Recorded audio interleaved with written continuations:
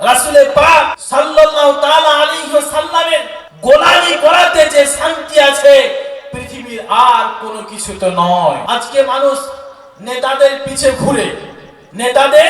পিছনে ঘুরে শান্তি পাবো বলে, কিন্তু শান্তি পায় না দুনিয়ার এই নেতার পিছনে না ঘুরে যিনি হচ্ছেন দোনো জাহানের নেতা, যিনি হচ্ছেন আখির জামানের পয়গম্বর, যিনি হচ্ছেন পরকালের নেতা, ইহকালের নেতা নবী মুহাম্মদুর রাসূলুল্লাহ সাল্লাল্লাহু তাআলা আলাইহি ওয়াসাল্লামের যদি আমরা গোলামি করি তাহলে পৃথিবীর জমিনে আর কারো গোলামি করা লাগবে না। জোরে বলি সুবহানাল্লাহ। এই পৃথিবীতে ইসলাম এসেছে বহু কষ্টে। আপনি দেখবেন অনেক আলোচনা শুনেছেন, অনেক জালসা শুনেছেন। পৃথিবীর জমিনে যে 1,24,000 নবী এবং রাসূল এসেছিলেন, তিনারাও কিন্তু ইসলাম ধর্মের প্রচারক ছিলেন, ইসলাম ধর্মকে প্রচার করেছিলেন, আল্লাহর ওয়াহদানিয়তের দাওয়াত দিয়েছিলেন। কিন্তু আখেরি জামানার মতো সারা পৃথিবীতে এত ইসলাম প্রচার কোন নবীর জামানায় হয়নি। আদম আলাইহিস সালাম প্রথম নবী ছিলেন, নূহ আলাইহিস সালামের জামানায় হয়নি, ইব্রাহিম আলাইহিস সালামের জামানায় হয়নি, ইসমাঈল আলাইহিস সালামের জামানায় হয়নি, হযরত মুসা আলাইহিস সালামের জামানায় ইসলাম প্রচার এত ভাবে হয়নি। কারো 12 জন উম্মত ছিল, কারো কয়জন উম্মত ছিল, এইভাবে তারা ইসলাম ধর্ম কবুল করেছে। কিন্তু আপনার এখন যেভাবে সারা পৃথিবীতে ইসলাম, সারা পৃথিবীতে মুসলমান ছড়িয়ে আছে, এইভাবে কে কোন নবীর জামানায় এত মুসলমান তৈরি হয়নি। কেন? সেই নবীগণ ইসলাম প্রচার করাতে সাকসেস হননি। কিন্তু আমাদের নবী পয়গম্বরে আযম নবী মুহাম্মদুর রাসূলুল্লাহ ইসলাম প্রচার করাতে তিনিই একমাত্র সাকসেস হয়েছেন। এই জন্যই তো নবী সমস্ত নবীদের চাইতে উত্তম, এই জন্যই তো রাসূল সমস্ত রাসূলের চাইতে আফজাল।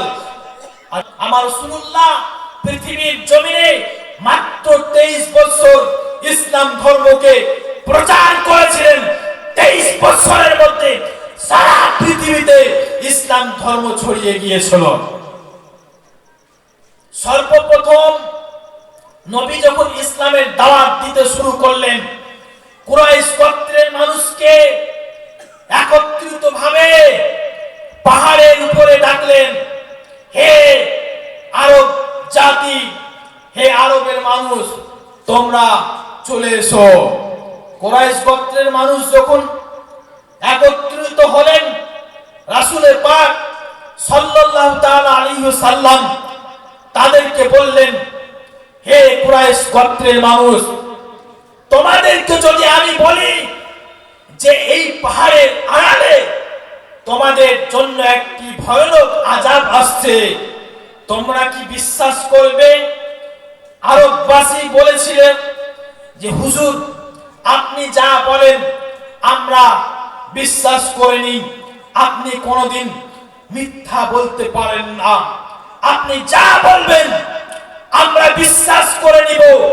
রাসূল পাক সাল্লাল্লাহু তাআলা আলাইহি ওয়াসাল্লাম বললেন, তাহলে শোনো, তোমাদের জন্য সবচাইতে ভালো হবে যে তোমরা এক আল্লাহকে বিশ্বাস করো, এক আল্লাহর ওয়াহদানিয়তকে মান্য করো, আর আমাকে আল্লাহর প্রেরিত রাসূল বলে স্বীকার করো, তাহলে তোমরা জাহান্নামের আগুন থেকে বেঁচে যাবে, আর তোমাদের জন্য মহান স্রষ্টা জান্নাত পুরস্কৃত করবেন। জোরে বলি সুবহানাল্লাহ। তখন আরববাসী কি করেছিল? কুরাইশ গোত্রের মানুষ কি করেছিল? তারা এক এক করে সেখান থেকে হটে পড়ল, তারা এক এক করে সেখান থেকে আপনার চলে গেল। তারা বলেছিল মুহাম্মদ পাগলের মতো কথা বলছে, আজকে হয়তো ভুলভাল বলছে, এতদিন সঠিক বলেছে, আজ হয়তো ভুল বলছে, এই বলে তারা তাদের কাছে রাসূলুল্লাহর ইসলামের দাওয়াত পছন্দ হলো না, অ্যাকসেপ্ট হলো না, ভালো লাগলো না, তারা আপন আপন বাড়ি চলে গেল। আজিজান মুহতারাম, আজকে হঠাৎ করে একটি জিনিস যদি মানুষের মধ্যে বলা যায় তাহলে মানুষ সহজে অ্যাকসেপ্ট করতে চায় না।